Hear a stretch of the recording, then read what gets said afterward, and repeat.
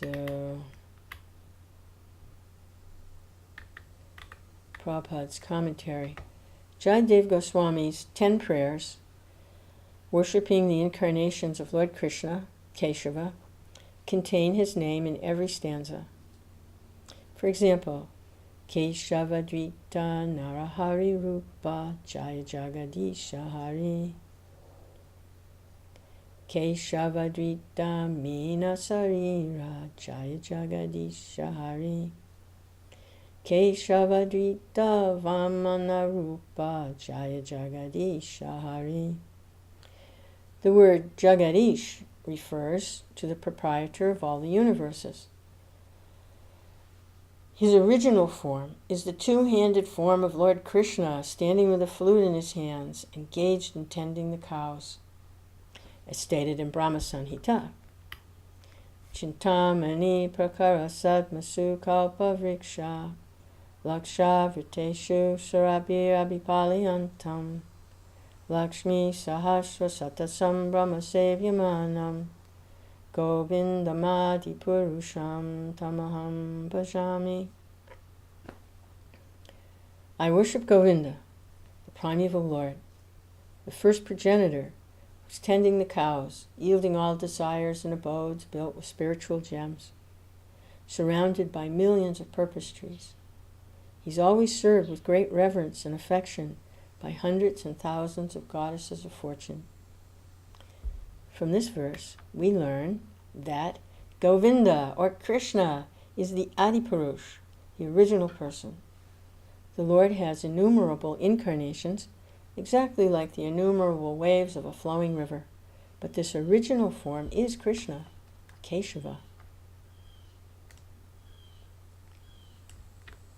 Sukadeva Goswami refers to Nrsingadev because of Prahlad Maharaj. Prahlad Maharaj was put into great distress by his powerful father, the demon Hiranyakashipu. Apparently helpless before him, Prahlad called on the Lord, who immediately assumed a gigantic form of Nrsingadev, half lion and half man, to kill the gigantic demon. Although Krishna is the original person, one without a second, he assumes different forms just to satisfy his devotees or to execute a specific purpose. Therefore, Jayadev Goswami always repeats the name of Keshava, the original personality of Godhead, in his prayers describing the Lord's different incarnations for different purposes. And Prabhupada takes the opportunity there to point out how Krishna is the source of all the incarnations and why he appears differently at different times. It's to satisfy his devotees or for a specific purpose. He may appear a certain way. He may appear as Matsya, a giant fish, so he can carry the Vedas to safety. Or he may appear as half lion, half man, very ferocious, to take care of a demon, Hiranyakashipu. Or he may appear as a boar, so that he can rescue the earth from the bottom of the universe. One time it fell down there, or more than once, but when it falls down to the bottom of the universe. So he can appear in different ways for different purposes.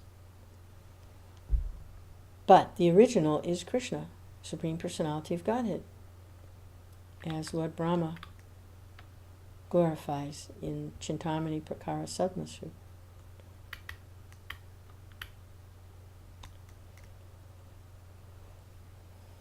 So here is some more of the prayers these are the prayers of Prahlad Maharaj and his associates when they pray to Lord Nrsingadev in the tract of land known as Harivarsha. See if we can get the Sanskrit. No, it's a little complicated. We'll skip. This is the translation. I offer my respectful obeisances unto Lord Nrsingadev, the source of all power. O my Lord, who possesses nails and teeth, just like thunderbolts, kindly vanquish our demon-like desires for fruit of activity in the material world. Please appear in our hearts drive away our ignorance, so that by your mercy we may become fearless in the struggle for existence in this material world. Whoa, what a beautiful prayer. Jai. I'm going to read it again. I offer my respectful obeisances unto Lord Nrsingadev, the source of all power. O my Lord, who possesses nails and teeth just like thunderbolts, kindly vanquish our demon-like desires for fruit of activity in this material world. Please appear in our hearts, drive away our ignorance, so that by your mercy we may become fearless in the struggle for existence in this material world. Yeah, our demon-like desires. Drive away our ignorance, so that we may become fearless in the struggle for existence in this material world. Wow. That's why we're in the material situation. We have to deal with it. By the mercy of Lord Nrsingadev, we can be relieved of our demon-like desires for fruit of activity. So we can just do the needful. And be able to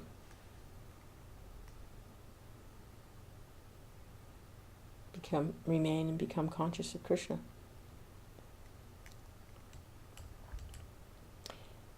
Prabhupada's commentary, in the Srimad Bhagavatam, Sanat Kumar speaks the following words to Maharaj Prithu.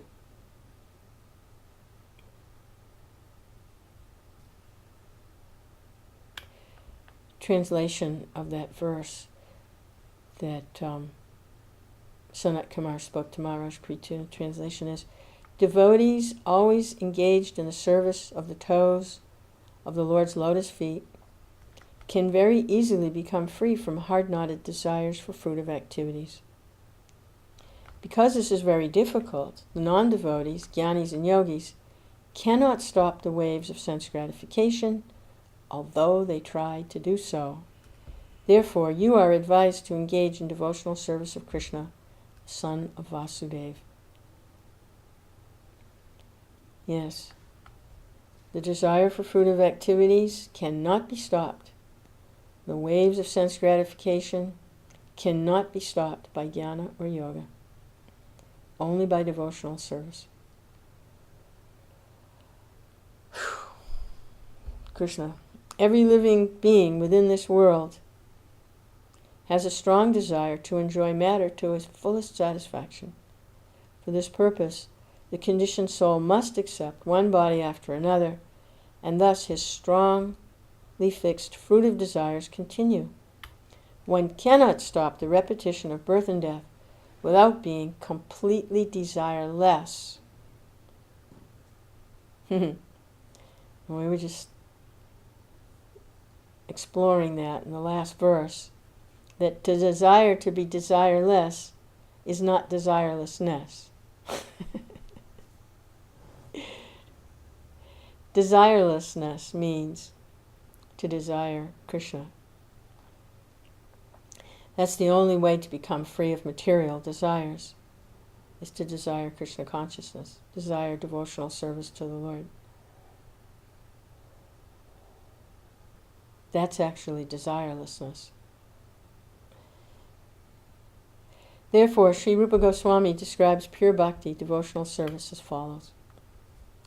Anyabala sita sunyam jnana kamadhyana vitam anakulyena krishnanu silanam bhaktir uttamam.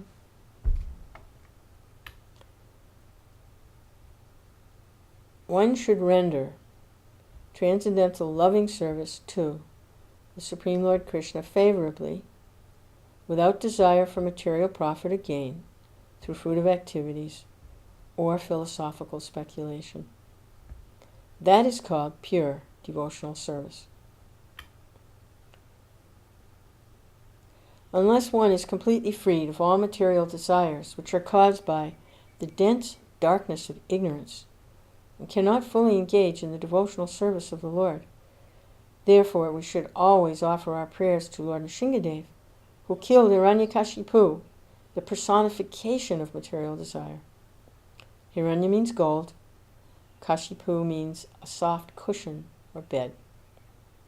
Materialistic persons always desire to make the body comfortable, and for this they require huge amounts of gold. Thus, Hiranyakashipu was the perfect representative of materialistic life. He was therefore the cause of great disturbance to the topmost devotee, Prahlad Maharaj, until Lord Nrsingadev killed him. Any devotee aspiring to be free of material desires should offer his respectful prayers to Nrsingadev, as Prahlad Maharaj did in this verse. So we see what the real danger to the devotee is. The real danger to the devotee is material desires. And Lord Nrsingadev will protect the devotee from those material desires. Hiranyakashipu was the personification. He was fully absorbed.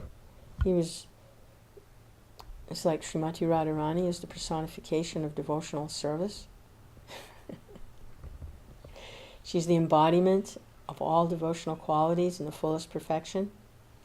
Well, this huge demon, Hiranyakashipu, was the embodiment of all material desires to a very great degree.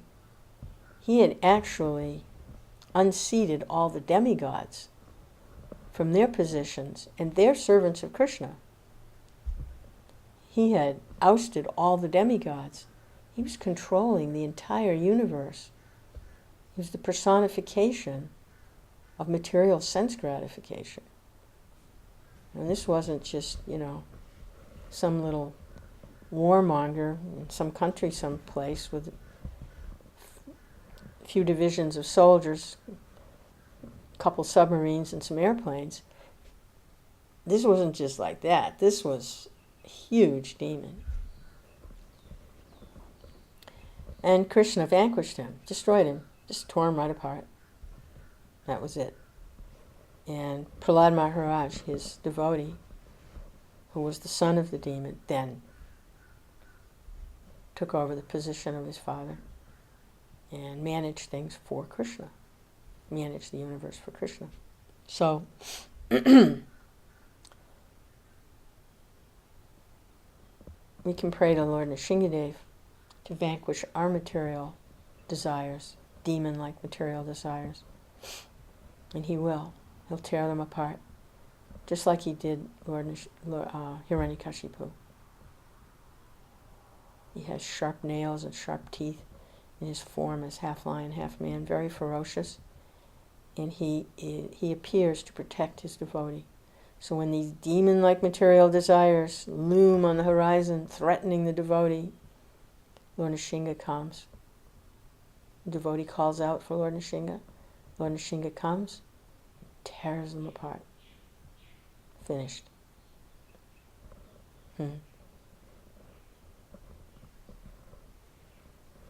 Glories to the pastimes of the Supreme Personality of Godhead. All glories to his devotees, who are the embodiment of devotional service. By their mercy, we can be rescued. Hare Krishna.